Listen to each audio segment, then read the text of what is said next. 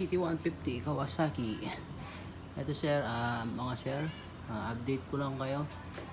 Ito yung City 150 na bagong labas nun. Ito meron na siyang kulong-kulong or panghakot. Ganito na siya.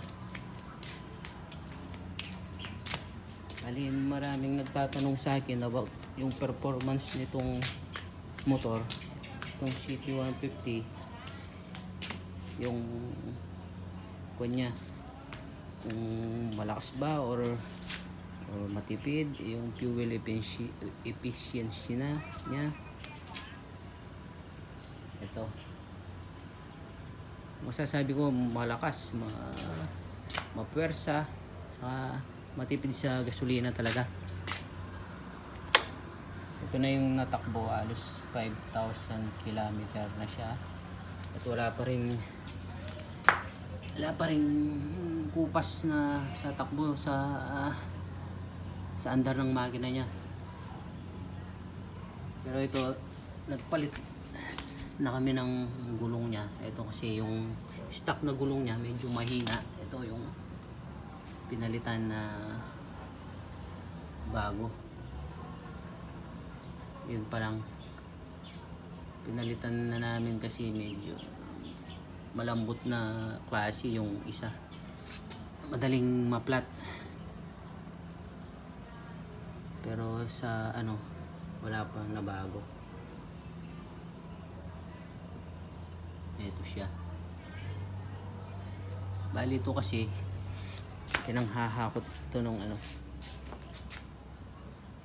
panghakot siya ng tubig. Yung 16 container na galon na tubig, kayang-kaya. Walang problema, malakas. Hindi ka bibitinin sa hatak. Kaya maganda yung performance niya.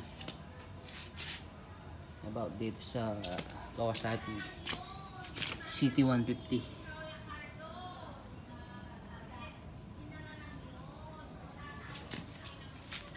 Ito,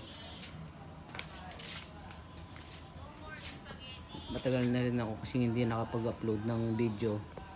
Madaming nagtatanong kasi busy, hindi na ako nakapag-upload ng mga nakarang araw. Ito siya ngayon, yung sidecar na o panghakot.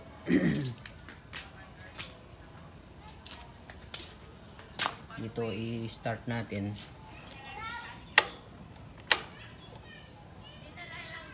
Start natin.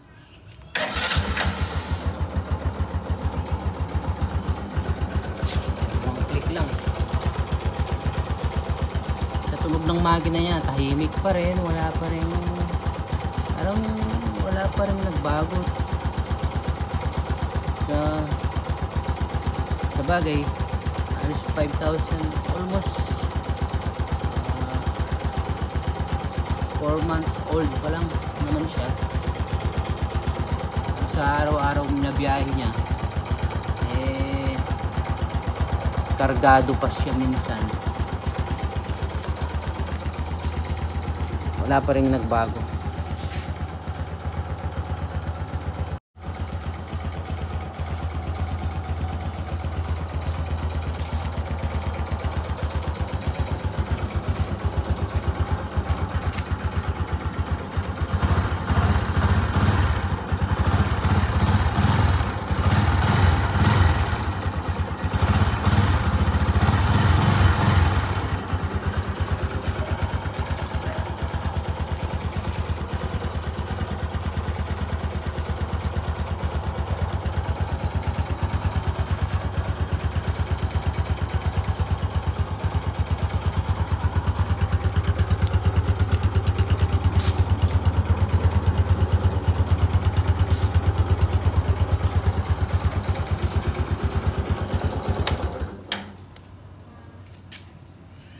Ang masasabi ko sa performance niya, talagang wala kang masasabi rin na negative sa hatak, malakas.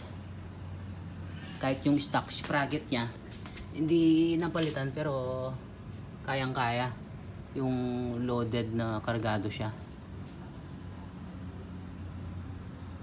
Yung mga negative na ano, kung may masasabi man ako, siguro halos etong kanya dito, yung tapalodo, ito lang yung ayaw ko kasi plastic. Medyo madaling pag natamaan ng medyo matigas na bagay, baka mabasag. Ito.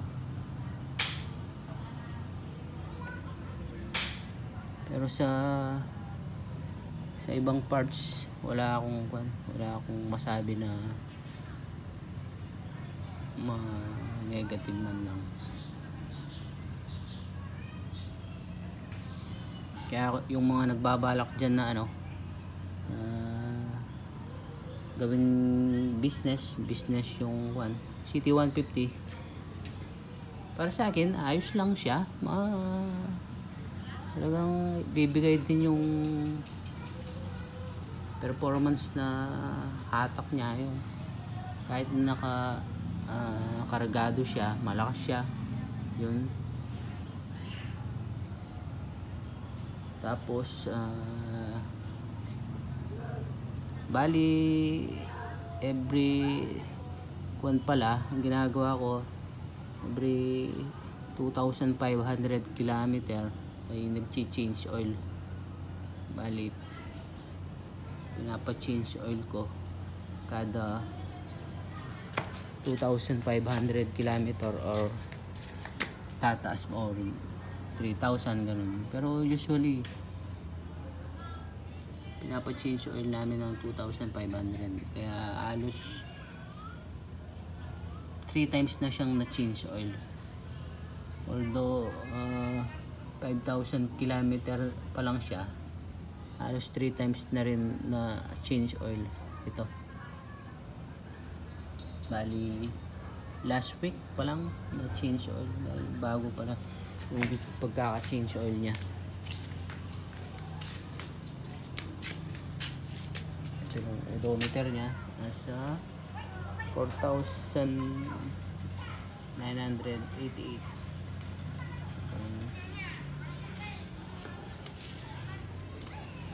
Matipid sa gasolina, ganun. Kasi may Honda Supremo din ako. Yung kasing Honda Supremo, kapag start mo siya ng umaga, gusto niya i-choke palagi. Palagi mo siyang i-warm up na sa choke. Kapag hindi mo siya i-choke, para siyang nabubulunan o namamatayan yung engine niya. Pero itong CT150,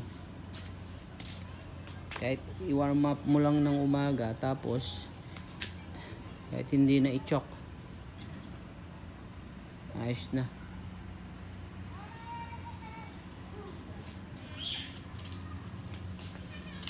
Medyo malaki din itong kulong-kulong niya. Ito.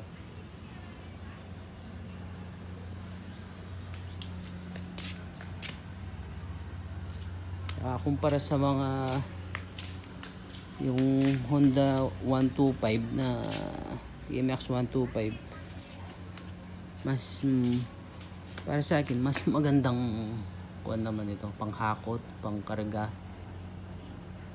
pang negosyo, pwede, maganda.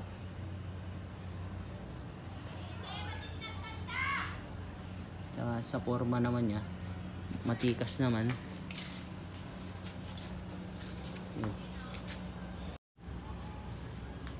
Bali yun lang mga sir, yung update ko lang itong CT150 Kawasaki.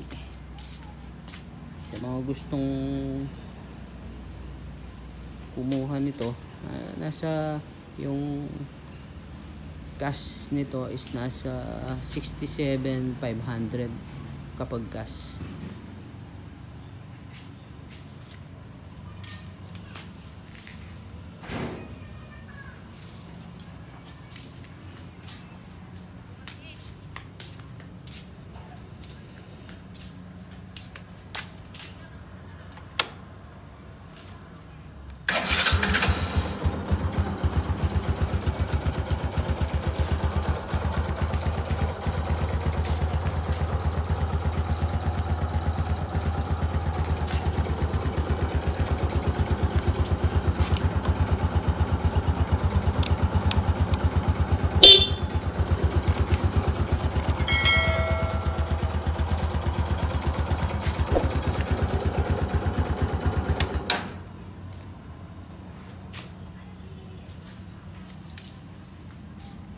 Yun lang mga sir, mga moms.